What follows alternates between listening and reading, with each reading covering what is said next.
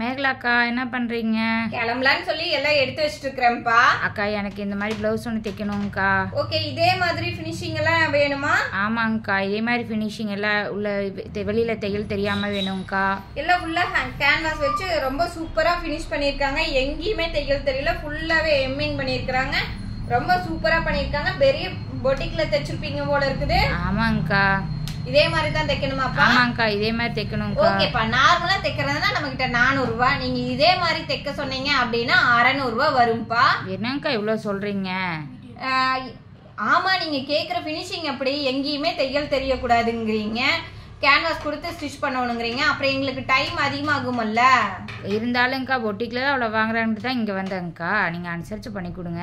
அங்கே வந்து நிறைய வாங்குறாங்க அப்படின்னா அவங்க கடை வாடகை, கரண்ட் பில்லு, அவங்க ஆளுகளுக்கு கொடுக்குற சம்பளம், அவங்க கொடுக்குற ஃபினிஷிங்க்கு அவங்க வாங்குறாங்கப்பா. அது தப்பில்லை.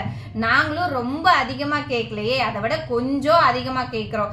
ஏன் அப்படின்னா நாங்கள் தைக்கிறத விட கொஞ்சம் அதிகமாக கேட்குறோம். ஏன் அப்படின்னா இந்த ஃபினிஷிங் எல்லாம் பண்ணும்போது எங்களுக்கு டைம் ஆகும். நார்மலாக ஒரு ப்ளவுஸ் தைக்கிறோம் அப்படின்னா அதுக்கு ஒரு டைம் ஆகுது. அப்படின்னா இந்த மாதிரி வேலை செய்யும் போது எங்களுக்கு எக்ஸ்ட்ரா டைம் ஆகும். எக்ஸ்ட்ரா செய்யற ஒவ்வொரு வேலைக்கும் எங்ககிட்ட டெய்லர் வந்து ரேட் அதிகமா தான் வாங்குவாங்க. அப்ப நான் அவங்களுக்கு ரேட் அதிகமா கொடுக்கணும் இல்லையா? இல்ல ஒரு வீட்டுல தைக்கிறாங்க ஒருத்தர் அப்படின்னா அவங்க வந்து 1 மணி நேரம் தைக்கிற பிளவுஸ 2 மணி நேரம் உட்காந்து தைப்பாங்க. அப்ப அவங்களுக்கு இன்னொரு மணி நேரத்துக்கு அவங்க இன்னொரு பிளவுஸ தைச்சிட்டு போயிடுவாங்கல்ல. அந்த டைம்ல உங்களுக்கு இன்னொரு பிளவுஸ் தைக்கிறாங்கல்ல, அந்த டைமுக்கு நீங்க வந்து காசு கொடுக்கணும் இல்லையா? அதுக்காக தான் நான் சொல்றேன்.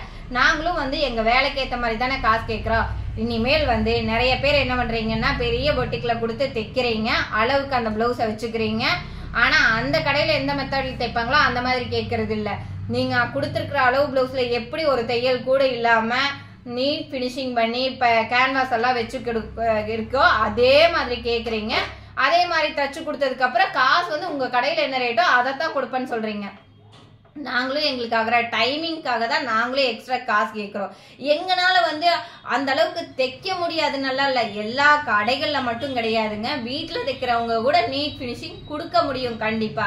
ஆனா நீங்க வந்து ரேட் கொடுக்க மாட்டேங்கிறீங்களே. நாங்க 1 மணி நேரங்கிறது 2 மணி நேரம் வேலை செஞ்சுட்டு, ஆனா நீங்க 1 மணி நேரத்துக்கான காசை தான் கொடுப்பேன்னு சொல்லும் போது நாங்க எப்படி அந்த வேலையை செஞ்சு தர முடியும்? அதனால நீங்களும் இனிமேல் கடையில போயிட்டு இந்த மாதிரி கேட்காதீங்க. ஏன் அப்படின்னா ஒரு வேலை செய்யறதுக்கு டைம் அதிகமாகுது அப்படிங்கும் போது அதுக்கான காசை நம்ம கொடுத்தானே ஆகணும். நீங்க ஏதாவது ஒரு பொருள் வச்சிருக்கீங்க, ஏதாவது ஒரு சர்வீஸ் பண்றீங்க, அதை சும்மா செஞ்சு கொடுங்க. இல்ல ஏதாவது ஒரு பொருள் இருக்கு அதை எனக்கு கொஞ்சம் கொடுங்க அப்படின்னு சொல்லி கேட்டா யாராவது தருவாங்களா? ஆனா டெய்லர்கிட்ட மட்டும் வந்து அதே நூல் தானே, அதே மிஷின் தானே, அதே தையல் தானே, அதே டெய்லர் தானே, எங்களுக்கு கொஞ்சம் ரேட்டை குறைச்சு கொடுங்க, ரேட்டை குறைச்சு கொடுங்கிறீங்க. அப்புறம் இப்படி எல்லாம் கேட்டீங்கன்னா நாங்க என்ன பண்றது? நாளை இனிமேல் யாராவது வந்து பொட்டிக் பினிஷிங் உங்க கடை ரேட்டுக்கு பண்ணி கொடுங்கன்னீங்கன்னா கண்டிப்பா நாங்க பண்ணி கொடுக்க மாட்டோம். நீங்க என்ன ரேட் கொடுக்குறீங்களோ அதுக்கு தகுந்த மாதிரி தான் பண்ணி கொடுக்க முடியும். அதே நீங்க வந்து எங்களுக்கு ரேட் அதிகமா கொடுக்குறீங்கன்னா அந்த மாதிரி சூப்பரான பினிஷிங் எல்லாருமே பண்ணி கொடுப்பாங்க.